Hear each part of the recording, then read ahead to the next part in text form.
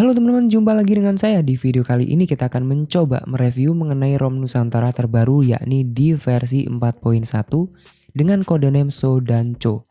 Dan ini adalah Poco X3 Pro, HP sejuta umat. HP gaming teman-teman, dengan Snapdragon 860 yang sudah kita custom ROM. Dan ini adalah ROM Nusantara, jadi tampilannya beda banget dengan ROM MIUI. Ini versi Android 12-nya seperti ini. Untuk aplikasi sistemnya jauh banget daripada yang MIUI. Kalau MIUI terlalu banyak bloatware, sedangkan untuk yang custom ROM Nusantara ini sedikit banget untuk aplikasi bawaannya. Sehingga ringan banget untuk digunakan harian maupun untuk bermain game. Jauh lebih bagusan yang custom ROM. Jadi seperti ini untuk di Android 12 ROM Nusantara ini. Nah, untuk maintainernya adalah Gengs dan Alan Z.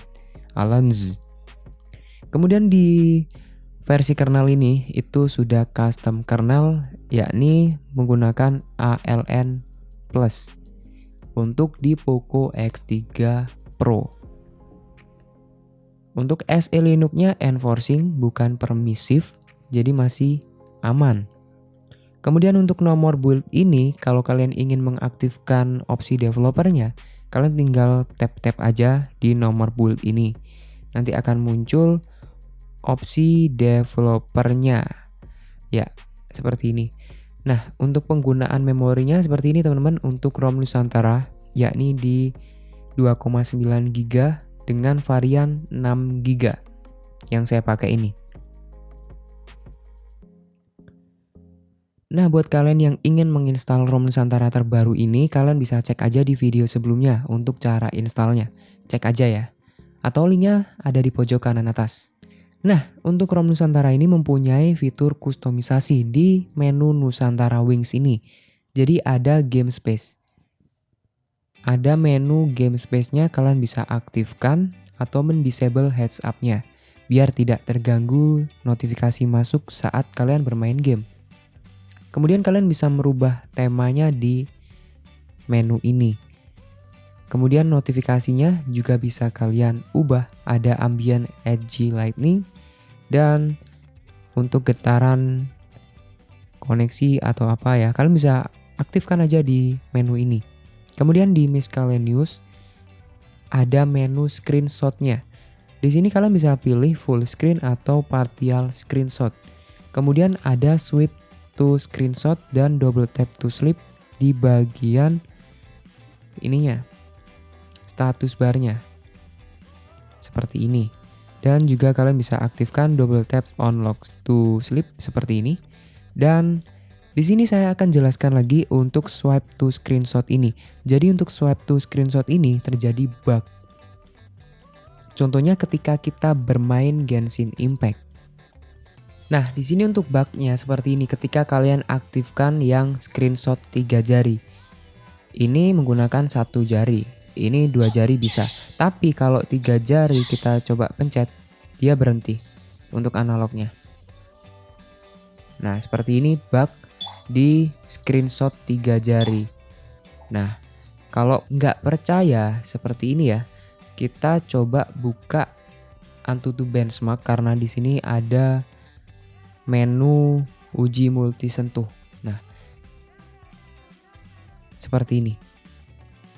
Bugnya itu cuma 3 jari aja dan keempatnya nggak bisa dipencet. Seperti ini. Jadi untuk mengatasi hal ini, kalian tinggal matikan swipe to screenshot ini teman-teman. Nah, baru kalian tinggal tes aja dan bisa normal kembali. Seperti itu, dan kita coba bermain game lagi. Nah, tidak terjadi apa-apa, masih normal. Nah, seperti ini contohnya. Seperti itu bug di Nusantara terbaru ini, yakni di screenshot 3 jari. Itu yang saya temukan untuk saat ini teman-teman. Ya, gitu aja untuk masalah sinyal dan lain-lain normal semuanya. Dan kita cek dulu untuk di bagian ininya. Untuk penyimpanan ya. Untuk penyimpanan di sini di sistemnya itu cuma 16 GB saja. seperti ini, dan kita lanjut di baterai. Nah, untuk baterai di sini kalian bisa atur untuk thermal profile-nya. Kalian bisa pilih, misalnya kalau ingin mengaktifkan AnTuTu benchmark, kalian bisa pilih yang benchmark seperti ini, biar performanya maksimal.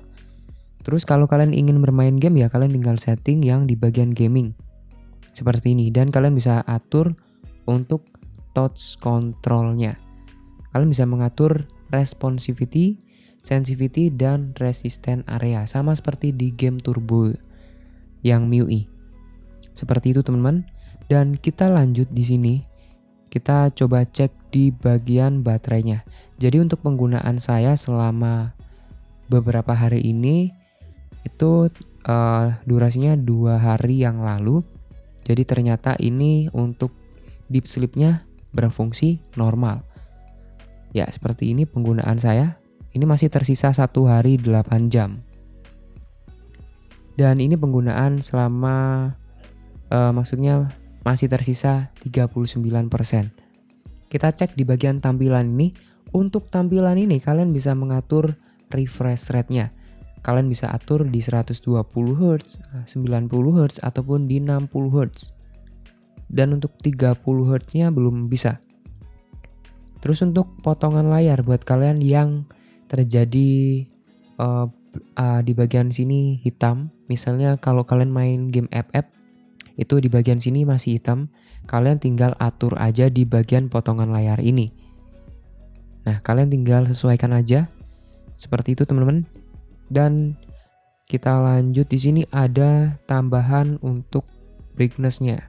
Kemudian untuk display color. Ya, seperti itu. Nah, di ROM Nusantara ini tidak ada fitur face unlock-nya, hanya tersedia sidik jarinya saja. Jadi seperti itu. Nah, buat kalian yang ingin smooth lagi, kalian tinggal atur animasi jendelanya ke 0,5. Terus di sini kalian juga atur 0,5, ini pun sama 0,5 dan hasilnya jauh lebih smooth. Seperti itu. Dan langsung saja kita coba di AnTuTu benchmark ini. Hasilnya adalah 597.000 untuk ROM Nusantara di Poco X3 Pro ini. Nah, ini hasil yang saya peroleh dengan RAM 6GB. Mungkin RAM 8GB bisa mencapai di 600 ribuan, sedangkan yang RAM 6 cuma 597 saja. Jadi seperti ini hasil Snapdragon 860 jika kita tes di AnTuTu benchmark dengan versi 9.2.9 yang terbaru. Untuk GPU-nya Adreno 640. Untuk memorinya ya seperti ini. Kemudian untuk di bagian benchmark monitornya, untuk suhunya yakni di 35, kemudian naik di 36, kemudian turun di 34 derajat Celcius. Ya, seperti ini. Nah, ini saya dapatkan bisa turun gini karena saya pakai fan cooler ini. Jadi fan cooler ini sangat efektif banget buat HP gaming seperti ini dengan chipset panas. Ini yang magnet, tipe magnet. Jadi ada lempengan besi, terus kalian tinggal tempelkan, nanti bakalan nempel terus. Ini lebih enak lagi karena tidak mengganggu tombol power ataupun tombol volume. Seperti itu. Ya. Dan kita lanjut di tes berikutnya yakni Geekbench 5. Hasilnya seperti ini. Untuk hasilnya di single core-nya 756, sedangkan untuk yang multi core-nya di 2531. Terus untuk governornya ini dia menggunakan Skedutil, jadi lebih seimbang antara hemat dan juga performa masih bagus. Dan untuk di aplikasi CPU throttling, di sini kita tes dengan settingan number of thread 100, kemudian di sini untuk durasinya 10 menit. Ya, kalian bisa lihat untuk performanya seperti ini.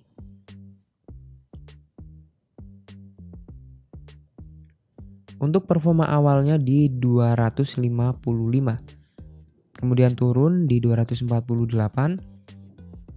Nah, jika kalian yang ingin mengetes aplikasi CPU throttling ini atau ingin melihat throttle di ROM kalian gunakanlah CPU throttling ini karena bisa melihat seberapa jauh performa HP kita saat kita bermain game misalnya. Seperti itu ya. Nah, jika warnanya hijau seperti ini berarti performanya masih bagus dan tidak terjadi throttling. Kalau warna kuning itu terjadi throttling atau terjadi penurunan performa. Tapi kalau warna merah yaitu terjadi nge-lag, nge-frame atau throttling seperti itu. Tapi untuk masalah performa di sini masih bagus di ROM Nusantara versi 4.1 di Android 12 ini, teman-teman. Jadi kalau kalian ingin mengetes ya kalian tes aja seperti ini, jangan dipencet-pencet, jangan pergi ke aplikasi yang lain, cukup tinggalkan saja selama 10 menit dan kalian bisa mengetahui performa ROM ini. Nah, kita langsung skip aja. Jadi seperti ini untuk performanya di 260, kemudian rata-ratanya 242, minimalnya di 224. Untuk ROM Nusantara terbaru ini. Dan kemarin sempat saya tes ternyata terjadi penurunan performa, yakni seperti ini, maksimalnya di 263, rata-ratanya di 199 dan minimalnya di 170. Kemudian saya tes lagi di sini saya nggak percaya dengan hasil tersebut. Kita tes lagi dan hasilnya cukup memuaskan karena saya tambahkan fan cooler ini. Ya kalian bisa lihat hasilnya dari awal ini standar banget, kemudian saya tempelkan fan cooler ini, hasilnya naik banget.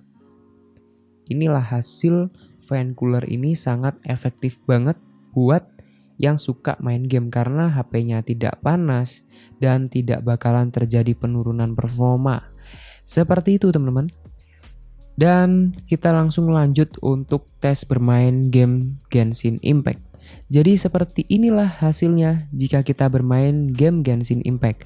Nah, tapi sebelum itu untuk aplikasi Skin 5 ini kita aktifkan dulu untuk memonitoring performa HP kita saat bermain game Genshin Impact. Ini membutuhkan akses root. Jadi kalian bisa melihat FPS-nya berapa ketika berjalan di game Genshin Impact. Ataupun kalian bisa melihat atau bisa merubah CPU kontrolnya, kemudian swap memorinya, kemudian ada aplikasi manager yang bisa kalian hapus, kemudian ada backupnya dan masih banyak lagi di aplikasi ini. Ini fitur yang banyak banget. Kalau kalian yang belum nonton, silahkan tonton aja di video sebelumnya. Oke, biar nggak terlalu banyak bacot, langsung saja kita masuk ke game Genshin Impact. Oke, kita aktifkan dulu untuk skin 5-nya.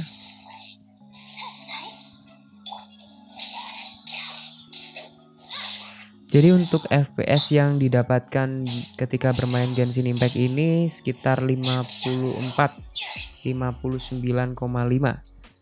Ya, seperti ini. Ini di hutan ya, hutan rimba teman-teman. Jadi untuk renderingnya nggak terlalu berat. Kita coba beralih di bagian kota-kota. Misalnya di kota Liyue ini, karena dia banyak perkotaan, banyak gedung. Jadi hasilnya bakalan jauh lebih berat. Nah, seperti ini contohnya. Ketika kita di kota Liyue ini, FPS yang didapatkan itu 47, kemudian turun, kemudian naik lagi di 45, terus 60,5. Seperti ini hasil yang didapatkan. Nah, ini proses renderingnya agak sedikit berat, teman-teman.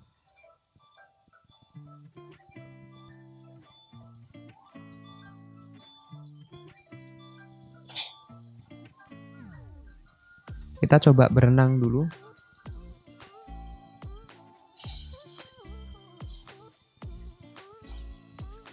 Kalau berenang Untuk FPS-nya 60,8, 60,1. Kita coba beralih lagi di kota yang agak berat untuk renderingnya, di sini aja.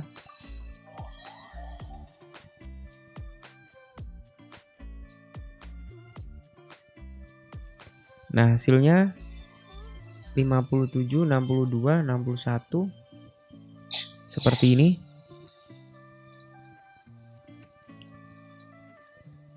Terus turun di 50 dan sekarang naik lagi. Oke, jadi seperti ini. Dan untuk suhunya ketika bermain Genshin Impact ini 38. Nah, kalau di bagian dekat kamera ini hasilnya 41, 42 teman-teman. Ya, suhunya mulai panas.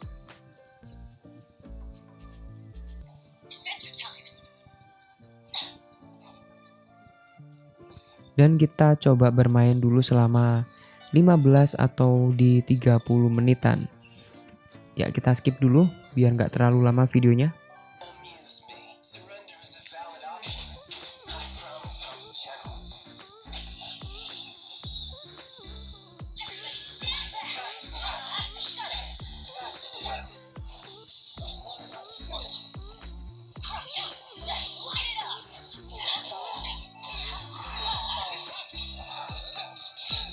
Aduh.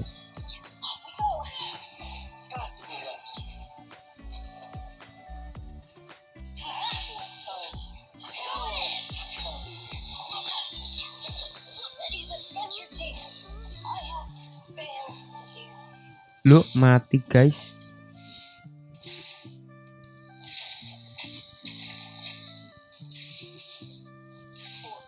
Kampret. Nah, ini kita tes untuk suhunya. 43 di bagian kamera. Di bagian sini panas 44,2. Terus di bagian layar di sini 42, 41, 44, 42, 39. Jadi seperti itu. Kita gunakan kipas pendingin ini biar kalian bisa tahu untuk keunggulan dari fan cooler ini. Nah, di sini kita sudah menggunakan fan cooler, teman-teman. Kita cek di sini untuk suhunya 41, 37 ya, sudah mengalami penurunan. Nah, kita cek di sini untuk di bagian sini 25,3. Gimana guys untuk suhunya? Sudah turun dari 44 dan sekarang sudah di 28. Jadi seperti itu untuk fan cooler ini, sangat ngefek banget. Kalau kalian yang belum nonton video review ini, kalian bisa cek aja di video sebelumnya. Oke, dan kita coba berhenti dulu. Kita stop aplikasinya dan kita cek di skin 5 ini.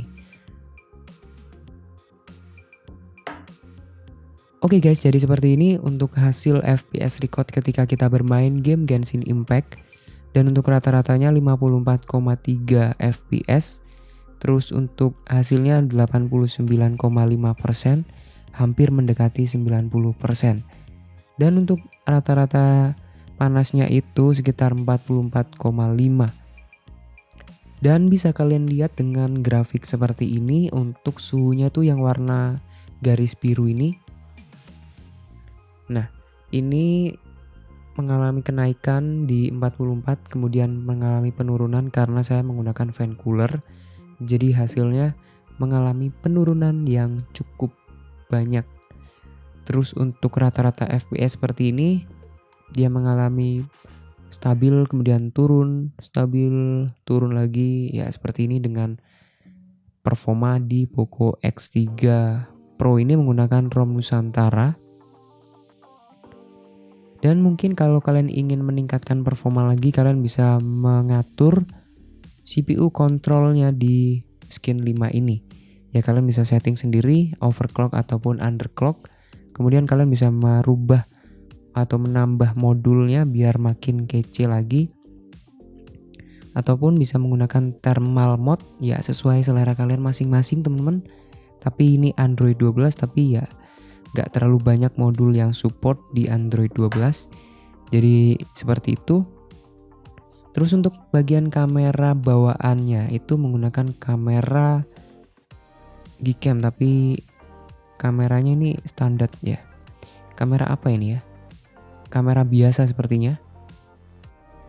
Cuma pilihannya ini aja, nggak ada yang bagus. Ya mungkin hasilnya nggak terlalu bagus. Lebih baik kalian menggunakan Google Camera ataupun ANE Camera. Tapi saran saya sih semoga aja ditambahkan ANE Camera sama seperti di ROM CR Droid yang ada ANE Camera atau MIUI portingan di ROM CR Droid itu ada, sedangkan yang ini belum ada teman-teman. Jadi mungkin ini lebih ke performa gitu ya. Dan untuk yang suka foto-foto, kalian tambahkan kamera sendiri. Terus untuk bug yang tadi screenshot 3 jarinya ngebug untuk sentuhan layarnya. Jadi cuma 3 saja, jadi matikan aja fitur itu.